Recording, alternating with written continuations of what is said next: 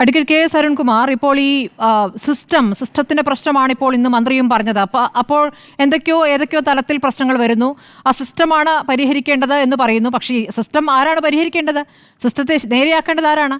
സർക്കാരാണ്, ആ വകുപ്പാണ്, ആ മന്ത്രിയാണ്. അപ്പോൾ അത് ആരുടെ വീഴ്ചയായിട്ടാണ് പറയുന്നത്? ആ സിസ്റ്റത്തിലൊരു മാറ്റം വരുത്താനാണ് ഈ മന്ത്രി ഡോക്ടർ ഹാരിസ് ശ്രമിച്ചിരിക്കുന്നത്. ഇത് സിസ്റ്റത്തെ പഴി പറഞ്ഞുകൊണ്ട് ഒരു വലിയ വീഴ്ച അല്ലെങ്കിൽ വലിയൊരു അനാസ്ഥയെ മൂടിവെക്കാൻ പറ്റുമോ? അവിടെ ഉത്തരവാദപ്പെട്ട മറ്റുള്ളവരിൽ നിന്ന് വന്ന പ്രതികരണങ്ങൾ നമ്മൾ കണ്ടതാണ്. മന്ത്രി ഇന്നലെ നടത്തിയ പ്രതികരണവും നമ്മൾ കണ്ടതാണ്. ഇന്നിപ്പോൾ ഡോക്ടർ ഹാരിസിനെ അങ്ങനെ തള്ളിപ്പറയാൻ പറ്റാത്ത വിധം അദ്ദേഹത്തിന് എത്രത്തോളം പിന്തുണയുണ്ട് എന്ന കാര്യം പുറത്തേക്ക് വരുന്ന ഒരു ഘട്ടമാണ്. ഇതൊരു മെഡിക്കൽ കോളേജിലെ വിഷയമാണോ? ഇത് തിരുവനന്തപുരം മെഡിക്കൽ കോളേജിലെ മാത്രം വിഷയമായിട്ട് താങ്കൾ ഇതിനെ കാണുന്നുണ്ടോ? Advocate K S Arunkumar. ഇവിടെ ഉത്തരവാദിത്തപ്പെട്ട വകുപ്പും അതിന്റെ മന്ത്രിയും ഏറ്റവും ഉണർന്നു പ്രവർത്തിച്ചതുകൊണ്ട് തന്നെയാണ് അവരന്വേഷണത്തെ ഉത്തരവിട്ടതും കുറവുകൾ പരിഹരിക്കുമെന്നും ഇത് സിസ്റ്റത്തിന്റെ ഒരു വീഴ്ചയാണ് എന്ന് കൃത്യമായിട്ട് സമ്മതിക്കുകയും എവിടെയാണ് കുറവ് എന്നത് കണ്ടെത്തി പരിഹരിക്കാൻ വേണ്ടി വളരെ സ്പീഡിൽ തന്നെ ഇച്ഛാശക്തിയോട് കൂടിയിട്ടുള്ള ഇടപെടൽ നടത്തിയത്. ഇപ്പോൾ ഈ ഡോക്ടർ പറഞ്ഞ കാര്യങ്ങൾ വളരെ ഗൗരവമുള്ളതാണ്. എവിടെയാണ് കുറവെന്ന് കണ്ടെത്തണം. ഏതെങ്കിലും തരത്തിൽ മെഡിക്കൽ കോളേജുകളിൽ ഉപകരണം വാങ്ങിക്കാനുള്ള ഡിലേ, അതുമായി ബന്ധപ്പെട്ടുകൊണ്ടുള്ള പ്രപ്പോസൽ ചടുലതയോടെ നീക്കി അതൊരു തീരുമാനം ആക്കി മാറ്റി ആ ഉപകരണങ്ങൾ ഹോസ്പിറ്റലിൽ എത്തിക്കാൻ, മെഡിക്കൽ കോളേജിൽ എത്തിക്കാൻ വളരെ വേഗതയോട് കൂടിയിട്ടുള്ള ഒരു ഇടപെടലാണ് വേണ്ടത്. അത് എവിടെയെങ്കിലും ആ ഫയല്, ആ പ്രപ്പോസൽ തടഞ്ഞു വയ്ക്കപ്പെടുകയോ വേണ്ടത്ര വേഗതയോടെ അത് നീക്കുന്നില്ല എങ്കിൽ ആ കുറവ് എവിടെയാണെന്ന് കണ്ടെത്തണം. അത് കണ്ടെത്തും എന്ന് തന്നെയാണ് ബഹുമാനപ്പെട്ട മന്ത്രി പറഞ്ഞിരിക്കുന്നത്. അതുമായി ബന്ധപ്പെട്ടുകൊണ്ട് അന്വേഷണമാണ് ഉത്തരവിട്ടിരിക്കുന്നത്. ആ കുറവ് പരിഹരിക്കും. നമുക്കറിയാം, ഇദ്ദേഹം തന്നെ ഏകദേശം 2200ഓളം ഓപ്പറേഷനുകൾ അവിടെ നടന്നതായി, യൂറോളജിയുമായി ബന്ധപ്പെട്ടുകൊണ്ട് ഓപ്പറേഷൻ നടന്നതായിട്ട് പ്രഖ്യാപിച്ചിട്ടുണ്ട്. കൃത്യമായി ഇവിടെ പുറത്തുവന്ന മന്ത്രി തന്നെ പുറത്തുവിട്ട കണക്കു പ്രകാരം ഒരു വർഷം കൊണ്ട് 2898 ഓപ്പറേഷനാണ് ഈ യൂറോളജിയിൽ നടന്നത്. അത് ഈ 2025 മെയ് മാസം വരെ തന്നെ എടുത്താൽ 5 മാസം കൊണ്ട് 1327 നടന്നിട്ടുണ്ട്. ഈ മെയ് മാസം ഒറ്റ മാസം കൊണ്ട് തന്നെ 312 നടന്നിട്ടുണ്ട്. അതുപോലെ ഈ ജൂൺ മാസത്തിൽ 25-ാം തീയതി വരെ 242 നടന്നിട്ടുണ്ട്. ഇന്നലെയും ഇന്നുമായി നടന്നിട്ടുള്ള വിവരം പറഞ്ഞിരിക്കുന്നു. അപ്പൊ അതിന്റെ ഇടയിലാണ് പ്രോബ് കേടായി, ആ ഒരു ഉപകരണം കേടായി ഒരു ഓപ്പറേഷൻ നടത്താൻ കഴിഞ്ഞില്ല എന്ന് ഇദ്ദേഹം പറയുന്നു. അവിടുത്തെ മെഡിക്കൽ ഡയറക്ടർ പറയുന്നു ഒരു ഓപ്പറേഷൻ നടന്നില്ലെന്ന്. ഇദ്ദേഹം പറയുന്നു 3 ഓപ്പറേഷൻ നടന്നില്ല. പക്ഷെ അന്നേരം പറയുന്നത് തന്റെ മുന്നിൽ വന്ന രോഗി തന്റെ മകന്റെ പ്രായമുള്ള രോഗിയാണ് എന്ന് വളരെ ദീർഘവീക്ഷണത്തോടെ കൃത്യമായിട്ട് തന്നെ അദ്ദേഹം പറയുകയാണ്. ഓരോ ആരോഗ്യ പ്രവർത്തകരും തന്റെ മുന്നിൽ വരുന്നവർ അച്ഛനായും അമ്മയായും സഹോദരനായും സുഹൃത്തായിട്ടും കാണുന്ന തരത്തിലേക്ക് സിസ്റ്റം ഉണർന്ന് പ്രവർത്തിക്കുന്നതും അതിന്റെ ഭാഗമായിട്ടുള്ള അടിസ്ഥാന സൗകര്യങ്ങൾ ഒരുക്കുന്നതും രോഗം നിർണ്ണയിക്കാനും ചികിത്സ ഉറപ്പുവരുത്താനും നടത്തുന്ന ശ്രമവും അതിന്റെ ഭാഗമായി ആയിരക്കണക്കിന് രോഗികൾ കൂടുതലായിട്ട് വരുന്നു. ആ കൂടുതലായിട്ട് വരുന്നത് സിസ്റ്റം നന്നായതുകൊണ്ടും നല്ല മെച്ചപ്പെട്ട ചികിത്സ കൊടുക്കുന്നു എന്നതുകൊണ്ട് തന്നെയാണ്. ആ തരത്തിൽ എവിടെയാണ് കുറവ് എന്ന് പരിശോധിക്കും, അത് കണ്ടെത്തും, അത് പരിഹരിക്കുമെന്നുള്ള ഉറപ്പാണ് ഇന്ന് വകുപ്പ് മന്ത്രി തന്നെ തന്നിരിക്കുന്നത്. ഈ ഒരു പ്രശ്നത്തിന്റെ പേരിൽ നമുക്ക് മൊത്തം സിസ്റ്റം ബേക്കാണ്, ആരോഗ്യ മേഖല പ്രശ്നമാണ് എന്ന് ചിത്രീകരിക്കാൻ പാടില്ല. ഡോക്ടർ ഹാരിസ് പറഞ്ഞ പ്രകാരമാണെങ്കിൽ ഈ താങ്കൾ പറയുന്ന ഈ കണക്കുകളുണ്ടല്ലോ, മന്ത്രി ചൂണ്ടിക്കാണിച്ച കണക്കുകളിൽ പല ഓപ്പറേഷനുകളും നടന്നിട്ടുള്ളത് ഡോക്ടർ ഹാരിസ് പറഞ്ഞ പ്രകാരമാണെങ്കിൽ ഈ പണം പിരിച്ചിട്ടാണ്, രോഗികളിൽ നിന്നും പണം പിരിച്ചിട്ടാണ് ഓപ്പറേഷൻ നടത്തിയിട്ടുള്ളത്. അപ്പോൾ അതവിടെ എല്ലാം നല്ല രീതിയിൽ ഇതുവരെ പ്രവർത്തിക്കുകയായിരുന്നു. ആകെ 4 മുടങ്ങിയിട്ടുള്ളൂ എന്ന രൂപത്തിൽ അതിനെ കണ്ടിട്ട് കാര്യമില്ല. ഈ റിപ്പോർട്ട് തേടി എന്ന് പറയുന്നത് ഒരു വലിയ കാര്യമല്ലെന്നേ.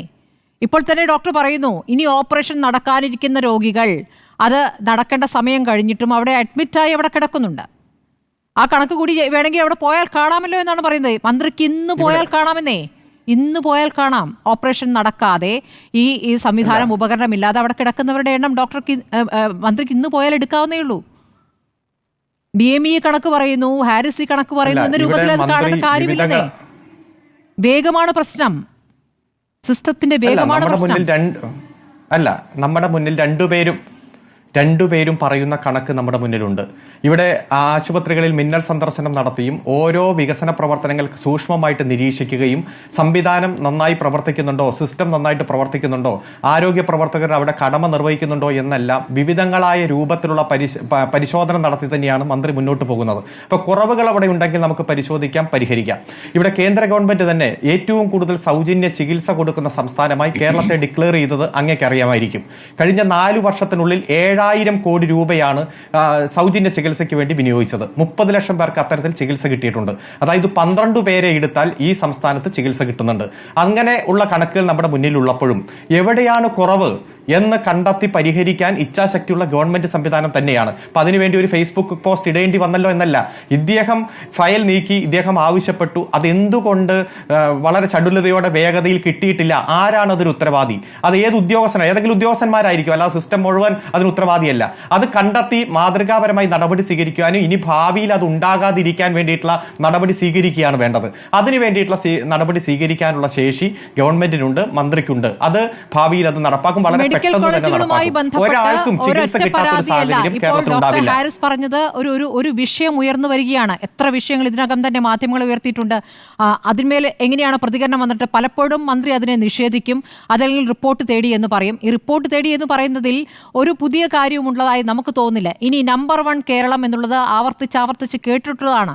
നിങ്ങൾ എല്ലാ കാലത്തും പറയുന്നതാണ്. ഈ നമ്പർ 1 എന്ന് പറയുമ്പോൾ മറ്റു കാര്യത്തിൽ കൂടി നമ്പർ 1 ആണെന്നേ. ഇവിടെ സ്വകാര്യ ആശുപത്രികളെ ആശ്രയിക്കുന്ന രോഗികളുടെ എണ്ണത്തിൽ കേരളം നമ്പർ 1 ആണ്. എന്തുകൊണ്ടാണ്? നമ്മുടെ പൊതു ആരോഗ്യ സംവിധാനം അത്രത്തോളം ശക്തമാണെങ്കിൽ സ്വകാര്യ ആശുപത്രികളെ എന്തിനാശ്രയിക്കണം? അതിന്റെ കണക്കിൽ നമ്മൾ ഒന്നാമതാണ്. അതുകൂടി പരിശോധിക്കേണ്ടതുണ്ട്.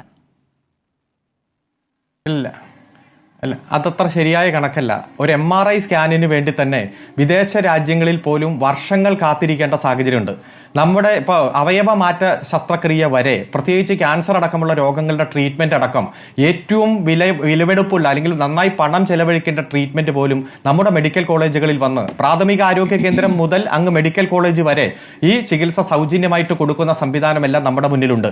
ഇവിടെ പ്രൈവറ്റ് ഹോസ്പിറ്റലിൽ അതുണ്ട്. പ്രൈവറ്റ് ഹോസ്പിറ്റലിൽ പോകാൻ കഴിയാത്ത സാധാരണക്കാരാണ് മെഡിക്കൽ കോളേജുകളിൽ എത്തുന്നത്. അവർക്ക് ചികിത്സ ഉറപ്പ് വരുത്തുക. അപ്പൊ സൗജന്യ ചികിത്സ ഇത്രയും പേർക്ക് കൊടുത്തു എന്ന് കേന്ദ്ര ഗവൺമെന്റ് തന്നെ പറയുകയാണ്. അപ്പോ അതിനെ ആക്ഷേപിക്കുകയല്ല വേണ്ടത്.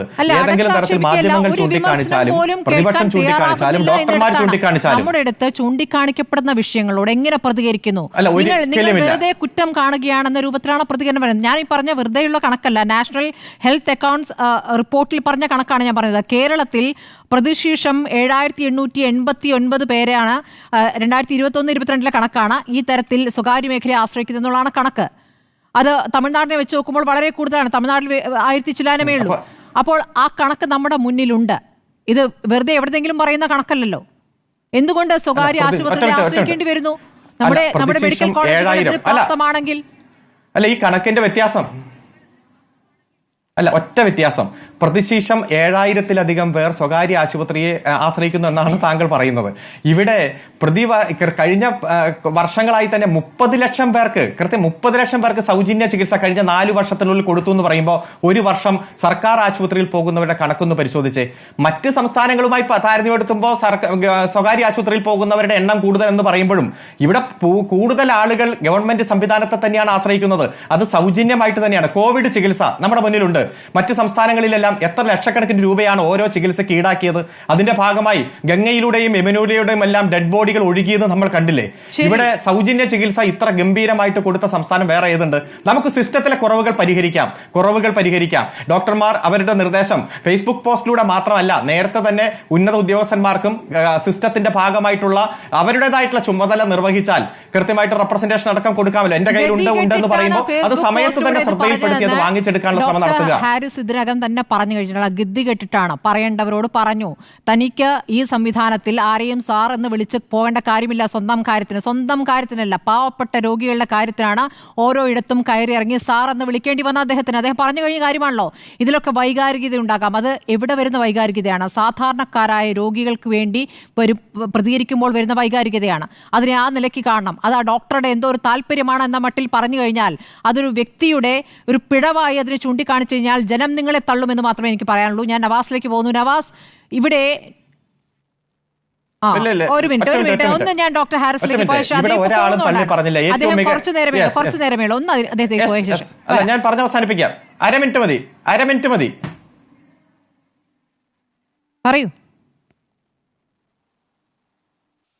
അദ്ദേഹം മികച്ച ഡോക്ടറാണെന്നും അതുപോലെ തന്നെ പ്രൈവറ്റ് പ്രാക്ടീസിനെ അടക്കം നിരുത്സാഹപ്പെടുത്തിക്കൊണ്ട് ഏറ്റവും മാതൃകാപരമായി കഠിനാധ്വാനം ചെയ്യുന്ന ഡോക്ടറാണെന്ന് തന്നെയാണ് മന്ത്രി കൃത്യമായിട്ട് വ്യക്തമാക്കിയത്. അതിലൊന്നും ഞങ്ങൾക്ക് അഭിപ്രായ വ്യത്യാസമില്ല. അദ്ദേഹം ഉന്നയിച്ച വിഷയത്തിന്റെ ഗൗരവം ഉൾക്കൊണ്ടുകൊണ്ട് തന്നെ നടപടി സ്വീകരിക്കുമെന്നാണ് പറഞ്ഞത്. അത് മൊത്തത്തിലുള്ള സിസ്റ്റത്തെ തള്ളിപ്പറയുന്ന തരത്തിലേക്ക് മാറാൻ പാടില്ല. അത് മറ്റുള്ളവർക്ക് വലിയ തരത്തിൽ ഈ സിസ്റ്റത്തെ കളിയാക്കാൻ ഒരു വേദിയാക്കി മാറാനും പാടില്ല രീതിയാണ് ആ പ്രതികരണത്തിൽ. സിസ്റ്റത്തിന്റെ പിഴവെന്ന് പറഞ്ഞാൽ എന്തുമാകാമല്ലോ. ആ സിസ്റ്റം എവിടെ തുടങ്ങുന്നു, എവിടെ അവസാനിക്കുന്നു, എവിടെ തുടങ്ങുന്നു, എവിടെ അവസാനിക്കുന്നു? സിസ്റ്റത്തിൽ തിരുത്തലാണ് ഇപ്പോൾ പതുക്കെ തുടങ്ങിയിരിക്കുന്നത്. ഡോക്ടർ ഹാരിസിന്റെ പ്രതികരണത്തിലൂടെ അത് ഫേസ്ബുക്കിലൂടെ ആയത് തെറ്റായി പോയി എന്ന് മുകളിലിരിക്കുന്നവർക്ക് പറയാം. പക്ഷെ അതുകൊണ്ടാണ് നമ്മൾ ഇതിവിടെ ചർച്ച ചെയ്യുന്നത്. അതുകൊണ്ടാണല്ലോ താങ്കൾ ഏതോ 30 ലക്ഷത്തിന്റെ കണക്ക് പറഞ്ഞു. പറയട്ടെ ഡോക്ടർ ഹാരിസ്, പറയട്ടെ.